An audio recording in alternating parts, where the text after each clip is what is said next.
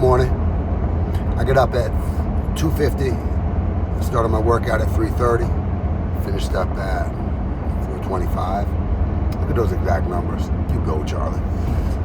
So I'm out here cruising now. I've been up for all these hours, and it's only 6:18. So anyway, meeting somebody where they're at, accepting where they're at, and just being present and cool with them, that's a hard thing to do. You know what I mean?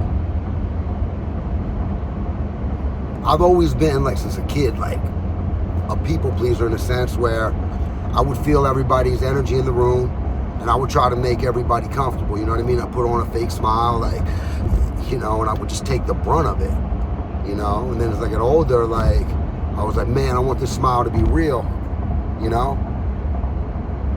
And then, like, that energy and all that energy I put out, like, in that, right?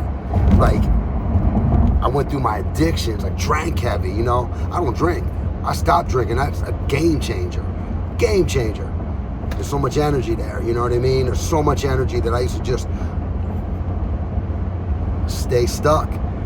My mind would just go and go and go, and life would just pass you by and pass you by and pass you by, you know?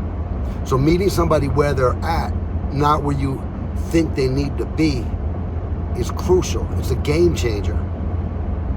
I've had people that met me where I was, didn't judge, didn't guilt, didn't shame, kept it real, and I put a nucleus around me. Like months ago, I found my inner circle. I build the inner circle every day. It's a community, you know what I mean?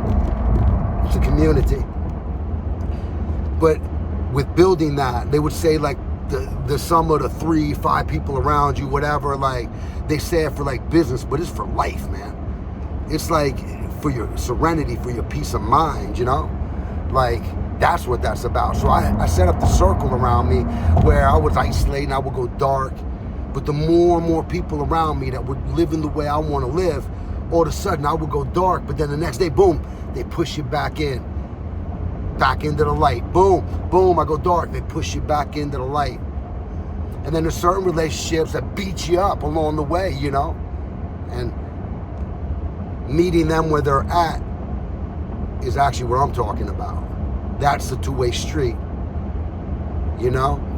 Because when you're in an addiction of any sort, just life in general, man, like our generations and generations of family, they hand down and hand down and hand down the next piece. And then we try to cope and we try to survive, and life's hard, blah, blah, blah, blah, blah, blah. It's never ending. The only way you can get there is to jump off, get off the merry-go-round. You got to get off, you know? You got to feel your feelings. Like, sometimes I'll sit there, boom, a tear just dropped down my face. Like the movie I watched on my Nana with Johnny Depp one time, Cry Baby. It was like, he was this tough guy, but all of a sudden he'd get emotional. It'd be like one teardrop. And then they'd be like, don't cry, cry, baby. It was a great movie. But that's healing. Those tears are healing. Because moving through the things, moving through, regret, it's hard. You know? It makes you want to pick up a drink. It makes you want to escape. It makes you want to go shopping. It makes you want to just do anything but feel that shit. You know what I mean? So it's real for everybody. It's hard for all of us. So let's meet people where they are, because we want people to meet us where we are. And through that, we're going to find more understanding. We're going to build a bigger community, and everybody's going to get that light. We need the light. You got to get out of that isolation, that darkness that I know I lived in for years.